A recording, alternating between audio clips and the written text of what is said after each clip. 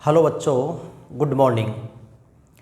बच्चों, हम पढ़ रहे हैं चैप्टर मानव जनन, ह्यूमन रिप्रोडक्शन। हम जानते हैं मानव में लैंगिक जनन पाया जाता है और बच्चों लैंगिक जनन को हम 4 चरणों में डिटेल से पढ़ते हैं। लैंगिक जनन का पहला पॉइंट था मानव के प्रजनन तंत्र, दूसरा पॉइंट युग्मक जनन, तीसरा पॉइंट निषेचन और चौथा पॉइंट भ्रूणीय परिवर्धन। तो पिछली क्लासों में हमने इन चारों पॉइंट्स का विस्तृत अध्ययन कर लिया है। इसके बाद बच्चों मानव जनन से संबंधित कुछ अन्य महत्वपूर्ण बिंदु बच जाते हैं जिनको हम आज की क्लास से पढ़ेंगे। जैसे इम्प्लांटेशन, अंतरारोपण क्या होता है, अपराग क्या होता है, प्रसव, शिशु का जन्म किस प्रकार होता है, बाह्य भ्रूणीय झिल्लियाँ कैसे बनती हैं, कौन कौन सी होती हैं, आर्तव चक्र, मेंस्ट्रुअल साइकिल क्या होता है। तो ये सारी चीज़ें हमें और पढ़नी है इस चैप्टर में। तो 1 बाय 1 पढ़ेंगे बच्चों। सबसे पहले हम टॉपिक शुरू करते हैं अंतरारोपण या आरोपण। मानव में लैंगिक जनन से संबंधित कुछ अन्य पॉइंट्स का पहला महत्वपूर्ण बिंदु है, वो है बच्चों अंतरारोपण।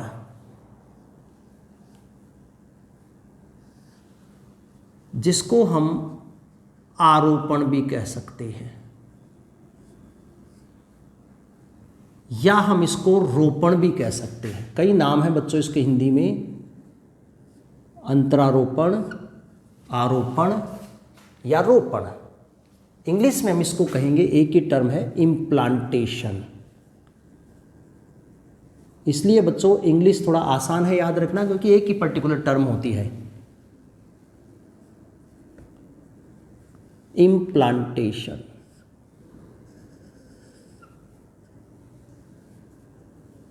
क्या होता है अंतरारोपण और क्यों जरूरी होता है, ये हमें इस लेक्चर में पढ़ना है। तो बच्चों अंतरारोपण की सिंपल परिभाषा है परिवर्धित भ्रूण का गर्भाशय की भित्ति से जुड़ जाना अंतरारोपण कहलाता है, इम्प्लांटेशन कहलाता है। और ऐसा क्यों करता है भ्रूण? पोषण के लिए, क्योंकि मानव जरायुज है, विकसित शिशुओं को जन्म देने वाला प्राणी है।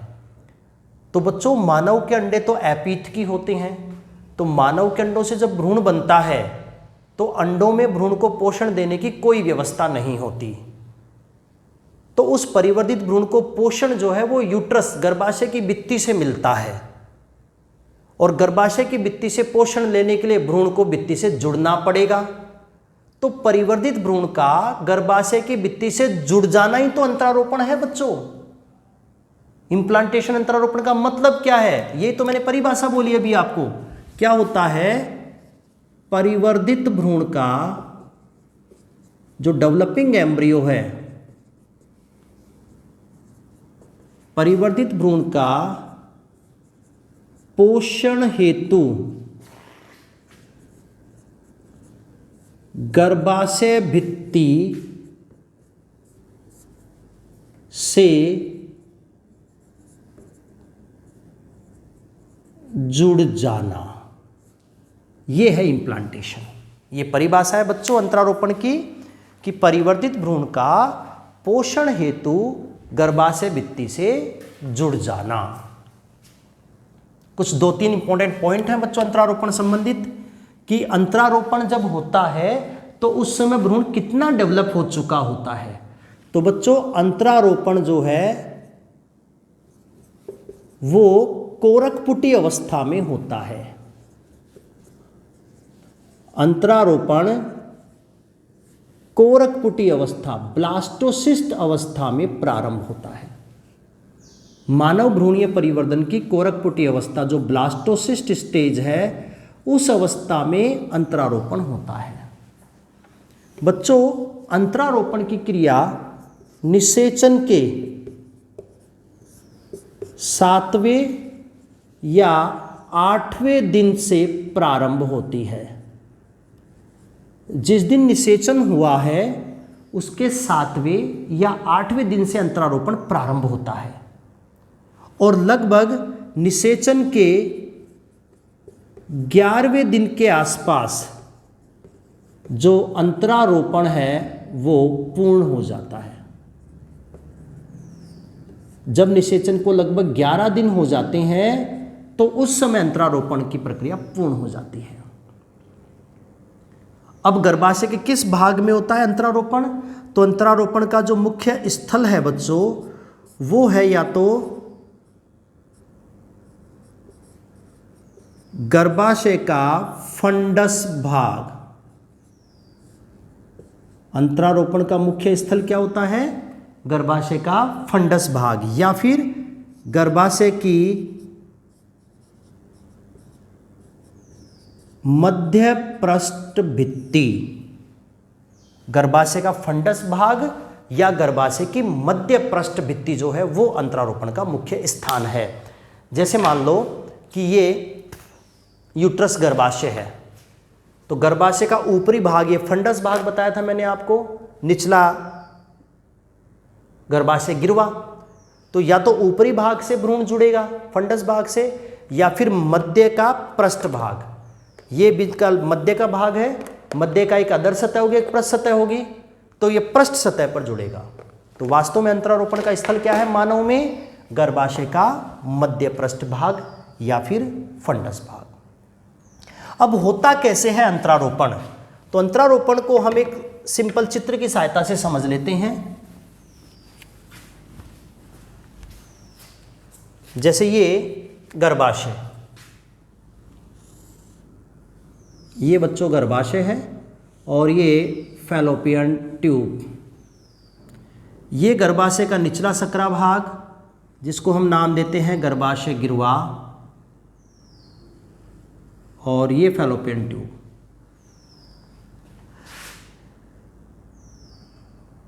ये गर्भाशय की इस प्रकार से आंतरिक सतह जिसको एंडोमेट्रियम नाम देते हैं बच्चों हम।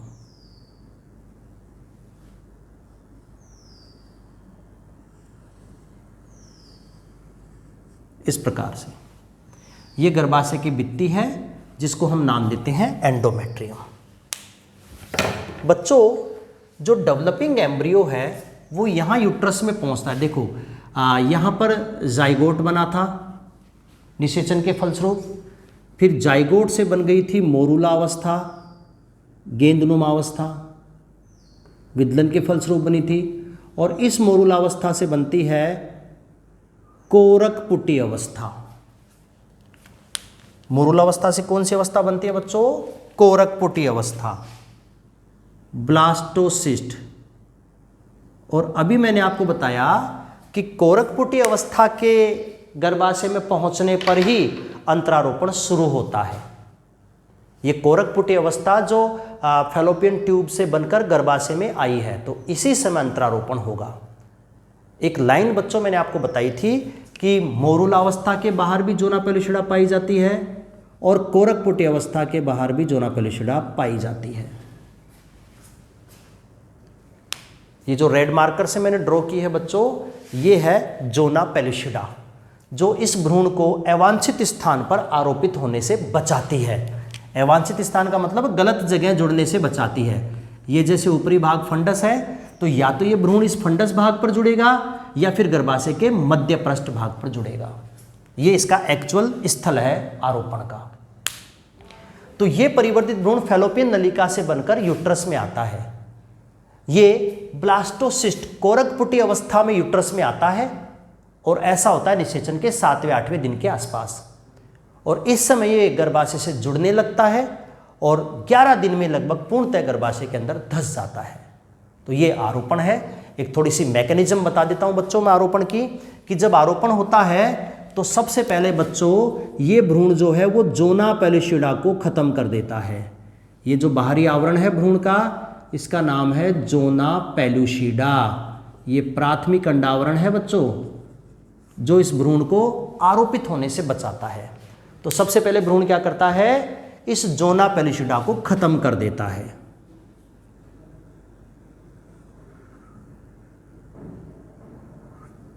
ये बाहर की जो जोना पेलुसिडा है उसको हमने हटा दिया।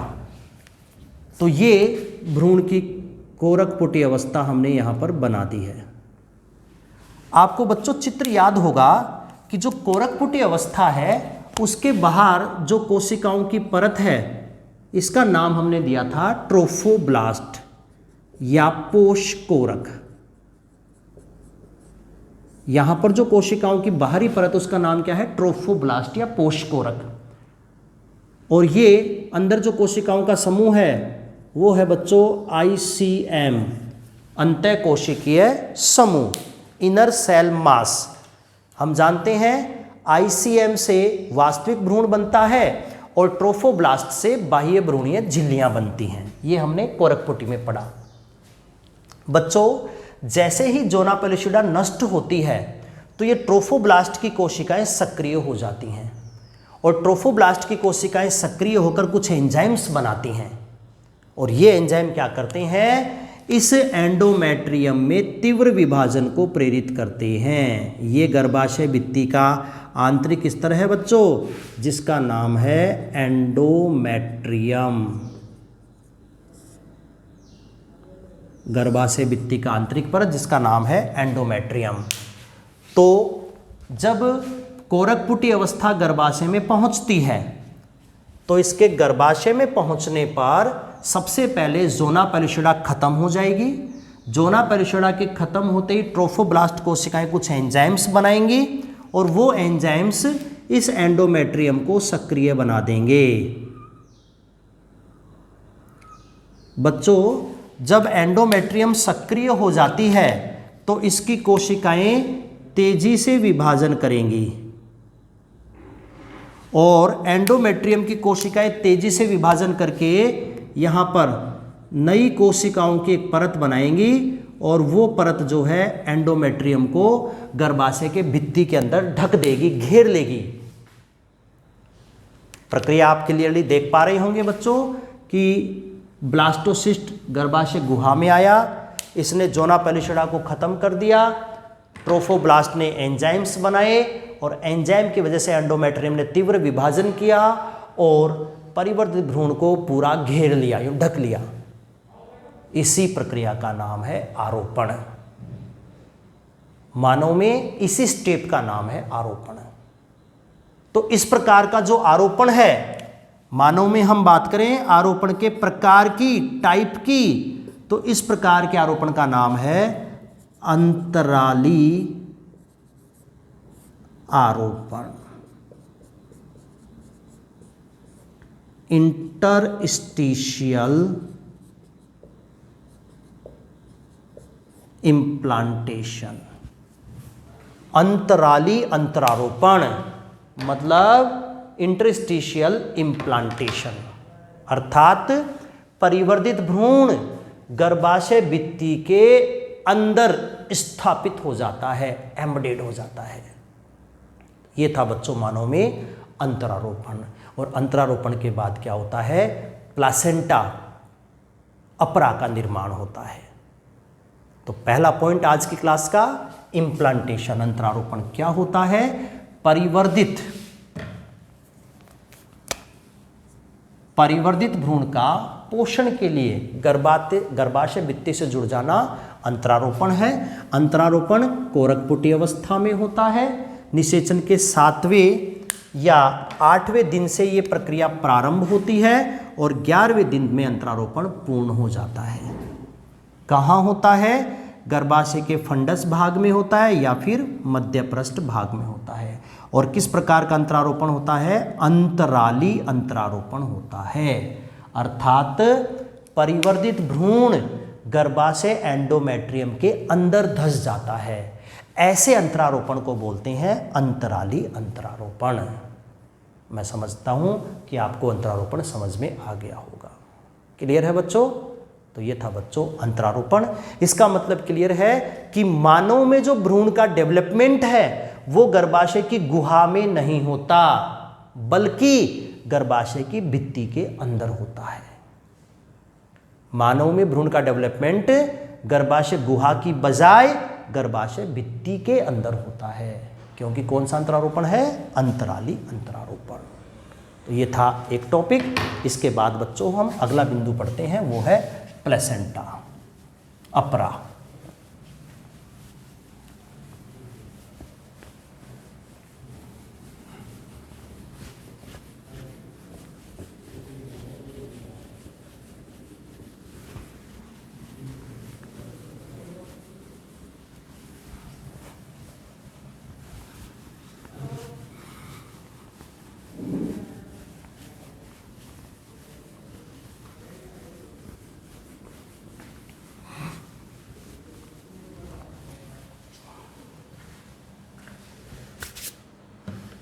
नेक्स्ट पॉइंट मानव जनन में से संबंधित वो है बच्चों अपरा।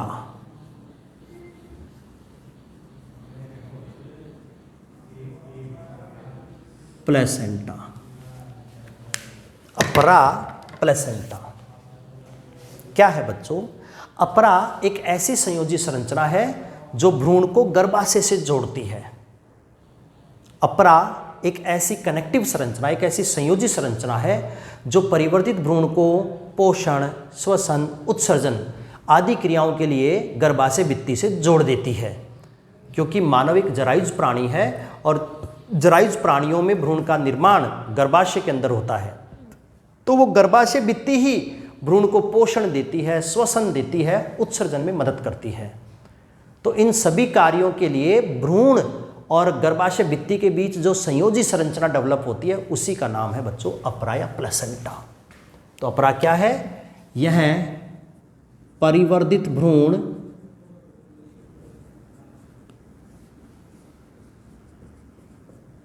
एवं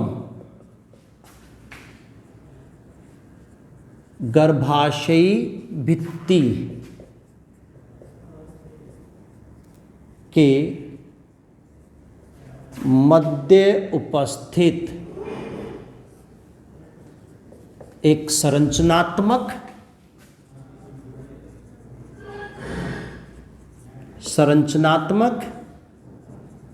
एवं क्रियात्मक इकाई होता है। यह है प्लेसेंटा कि परिवर्तित भ्रूण एवं गर्भाशय भित्ति के मध्य उपस्थित एक संरचनात्मक और क्रियात्मक इकाई होता है अपरा या प्लेसेंटा। कैसे इसका निर्माण होता है, किन किन संरचनाओं से मिलकर बना होता है और क्या कार्य हैं, इस क्लास में हमें ये पढ़ना है। तो निर्माण कैसे होता है बच्चों? तो पिछली क्लास में मैंने आपको बताया कि अंतरारोपण के बाद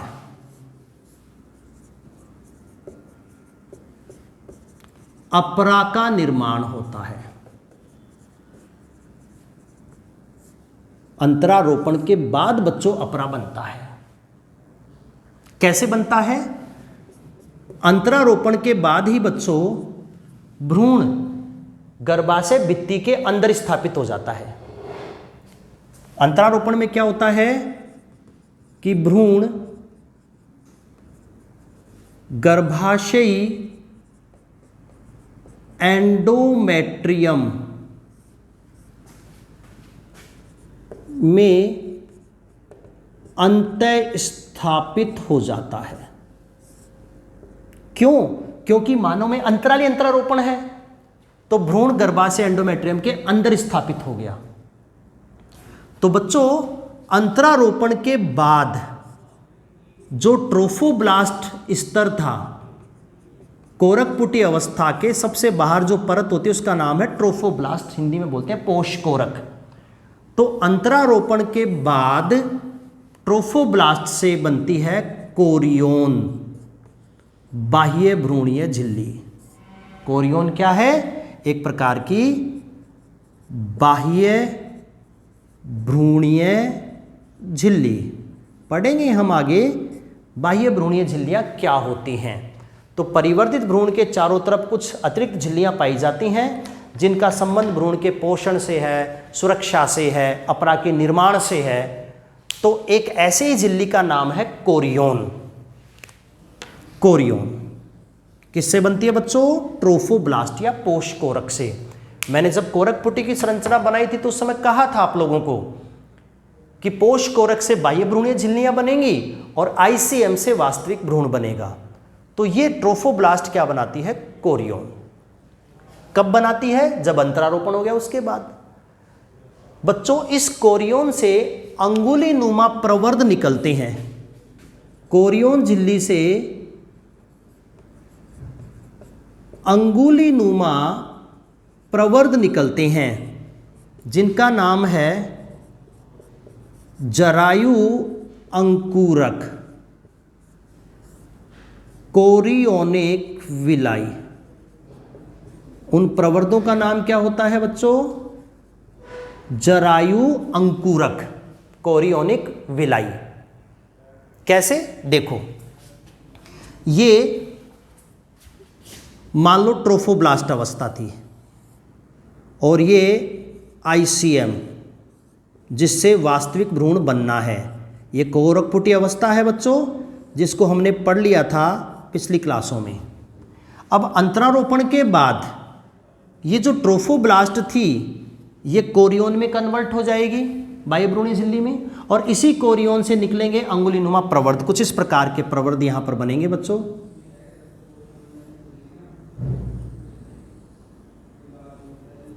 जैसे ये तो मैंने पूरी गोल बना दी है, अब ये गोल की बजाय हम यहां पर बनाएंगे अंगुलीनुमा प्रवर्ध। यहां पर तो भ्रूणीय कोशिकाओं का समूह है बच्चों, जिससे वास्तविक भ्रूण बनना है, और यहां बनेंगे अंगुलीनुमा प्रवर्ध।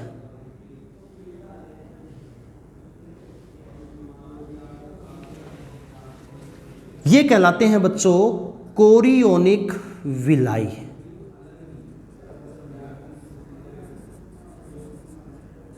जरायु अंकुरक। अब ये सारी चीज कहां बनी है? ये बच्चों पूरी की पूरी संरचना गर्भाशय भित्ति के अंदर है, मतलब यहां गर्भाशय ऊतक हैं। तो रसांकुर जहां पर पाए जाएंगे, इसके चारों तरफ क्या चीजें होंगी बच्चों? इसके चारों तरफ होंगी माता के गर्भाशय के ऊतक। ये सब के सब जो मैंने संरचना बना दी है, तो ये संरचना क्या होती है? ये है बच्चों गर्भाशयी ऊतक।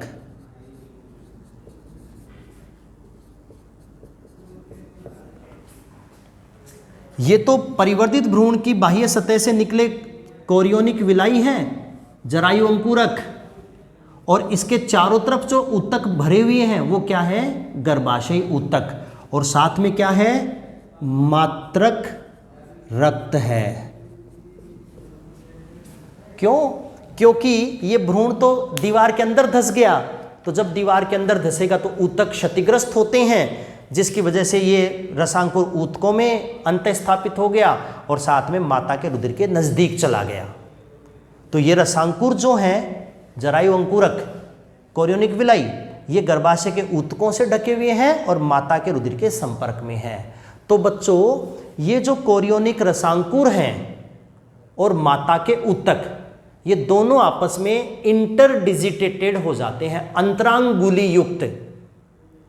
जैसे एक हाथ की अंगुलियां दूसरे हाथ की अंगुलियों में ऐसे फिट हो जाती हैं, तो ऐसे ही बच्चों गर्भाशय के ऊतक, गर्भाशय भित्ति के ऊतक और भ्रूण के ऊतक इस प्रकार से एक दूसरे में अंतरांगुली युक्त हो जाते हैं, एक दूसरे में ऐसे धंस जाते हैं। ये अंतरांगुली युक्त होकर जिस इकाई का गठन करते हैं वो इकाई बच्चों अपरा प्लेसेंटा होती है। तो यहां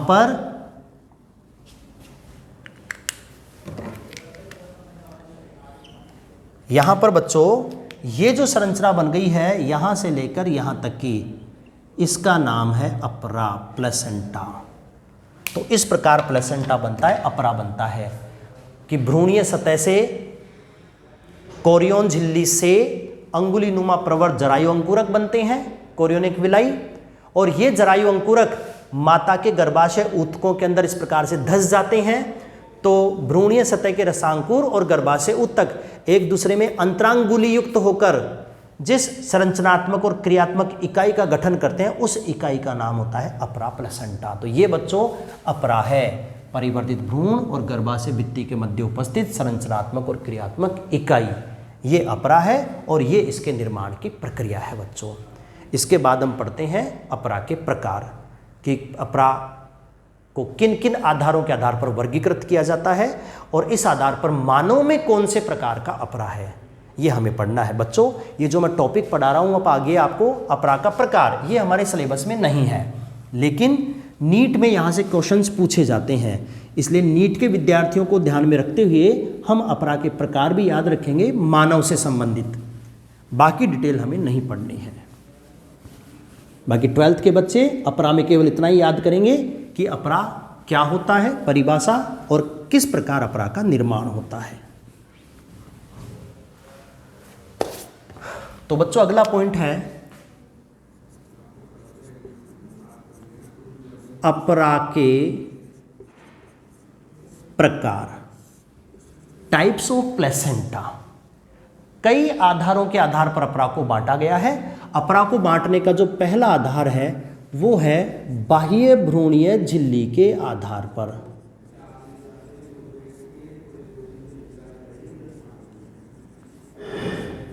बाह्य भ्रूणीय झिल्ली के आधार पर, बाह्य भ्रूणीय झिल्ली के आधार पर अपरा के प्रकार। बच्चों इस आधार पर मानव में कोरियोनिक प्लेसेंटा पाया जाता है।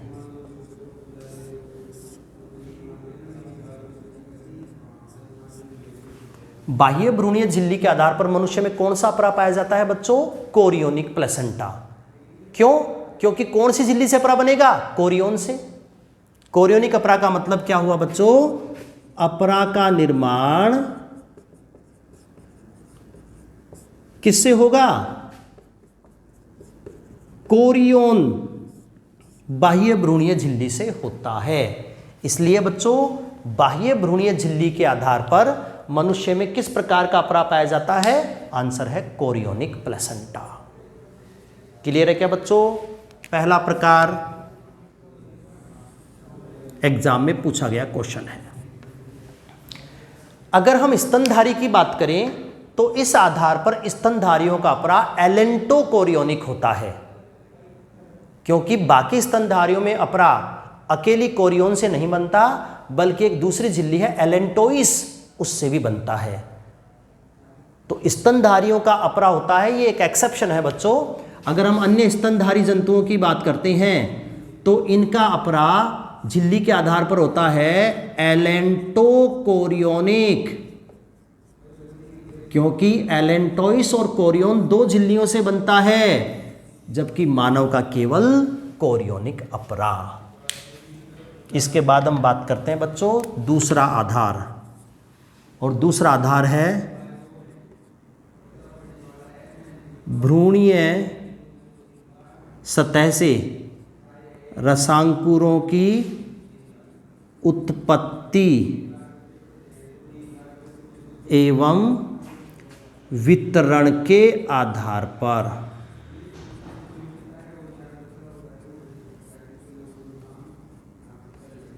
भ्रूणीय रसांकुरों की उत्पत्ति और वितरण के आधार पर जो मानव का अपरा है वो है बच्चों एकल बिंबाप।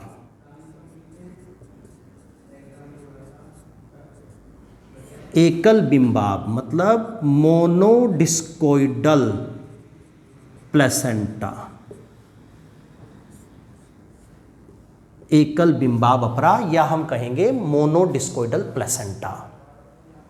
कैसा होता है? इसका मतलब यह है कि बच्चों मानव का जो भ्रूण है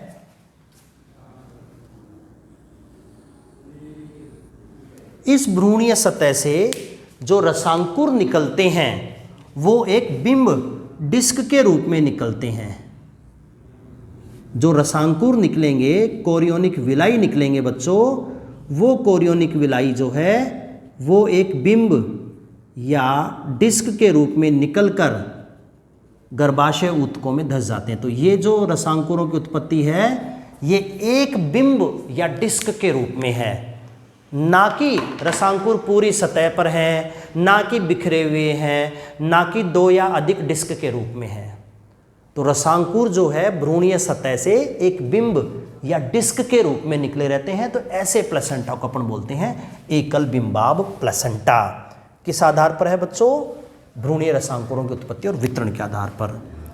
तीसरा जो है वो सबसे इंपॉर्टेंट है, वो है ऊतकीय स्तर या अवरोधों की संख्या के आधार पर। ऊतकीय स्तर या अवरोधों की संख्या के आधार पर अपरा का प्रकार। तो क्या है बच्चों ऊतकीय स्तर या अवरोध? एक बार तो आपको यह समझना पड़ेगा, तब आपको यह समझ में आ जाएगा अपरा का प्रकार। तो बच्चों जब अपरा बनता है तो दो प्रकार के ऊतक इसके निर्माण में भाग लेते हैं, एक तो भ्रूणीय ऊतक और एक गर्भाशय ऊतक। दो प्रकार के ऊतक अपरा बनाते हैं, एक तो होते हैं बच्चों भ्रूणीय ऊतक और दूसरे कौन से होते हैं? गर्भाशयी ऊतक। बच्चों 3 ऊतक तो भ्रूण की तरफ से होते हैं और 3 ऊतक ही गर्भाशय की तरफ से होते हैं। नाम एक जैसा है तीनों का, उपकला, संयोजी, अंतःस्तर। इसका भी नाम वही है, उपकला, संयोजी, अंतःस्तर। तो कुल मिलाकर जो प्लेसेंटा या अपरा बनेगा, इस प्रकार से मान लो ये अपरा बना। तो बच्चों इस अपरा में जो 3 ऊतक हैं वो 3 परत तो भ्रूण की तरफ से हैं जिनका नाम है भ्रूणीय ऊतक, और 3 ऊतक ही बच्चों गर्भाशय की तरफ से होते हैं, इनका नाम है गर्भाशय ऊतक। इसके इस तरफ यहां पर भ्रूण स्थित रहेगा और इसके इस तरफ यहां पर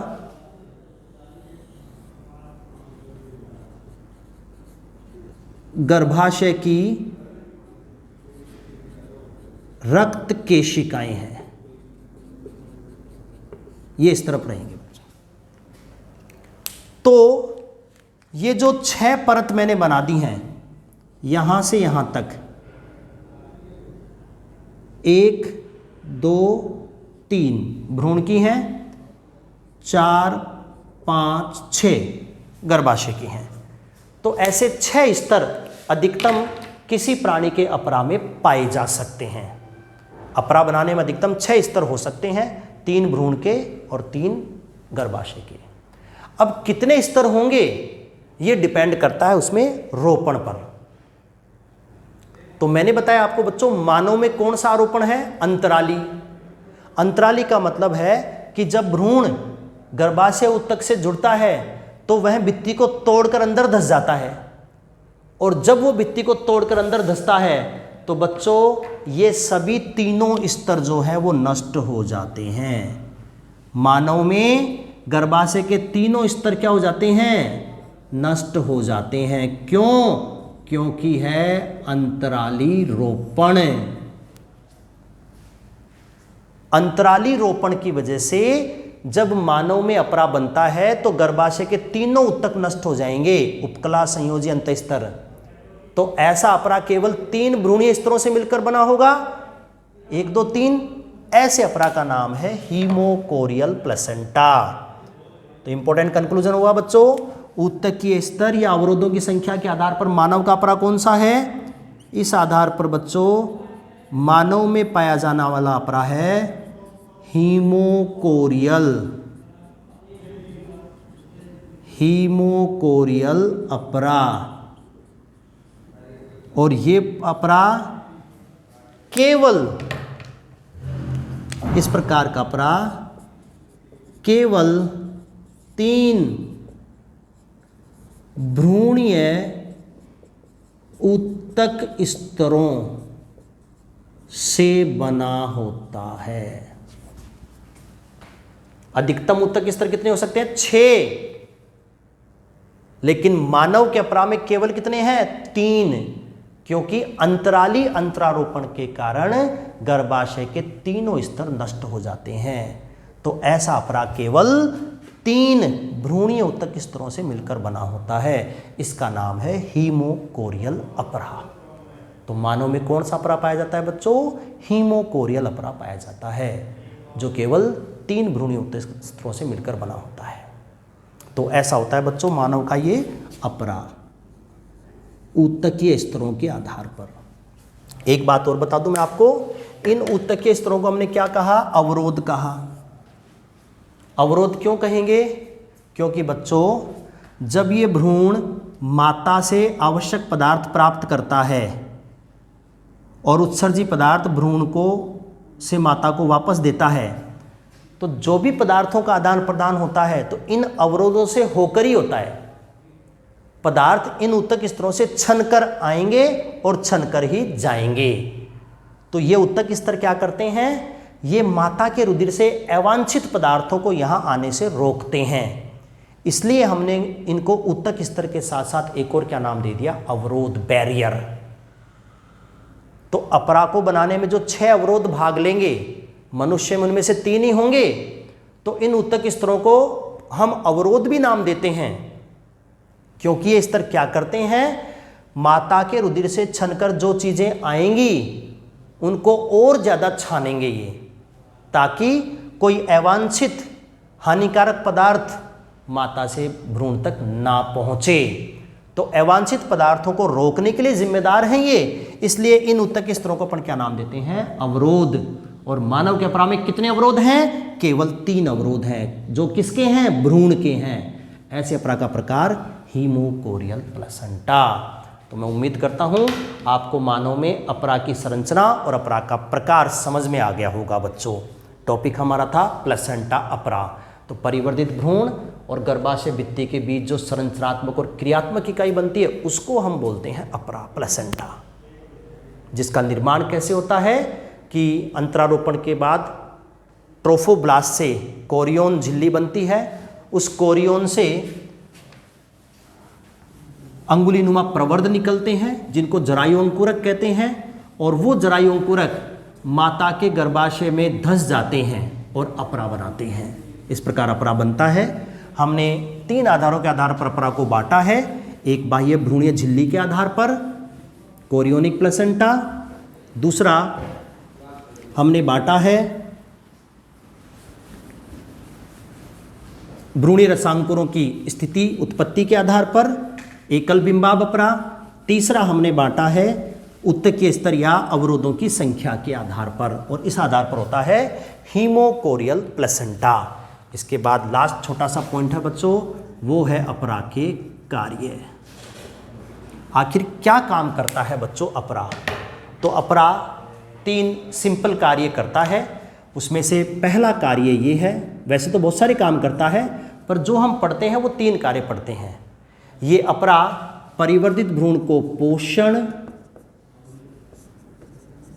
श्वसन एवं उत्सर्जन में सहायक होता है।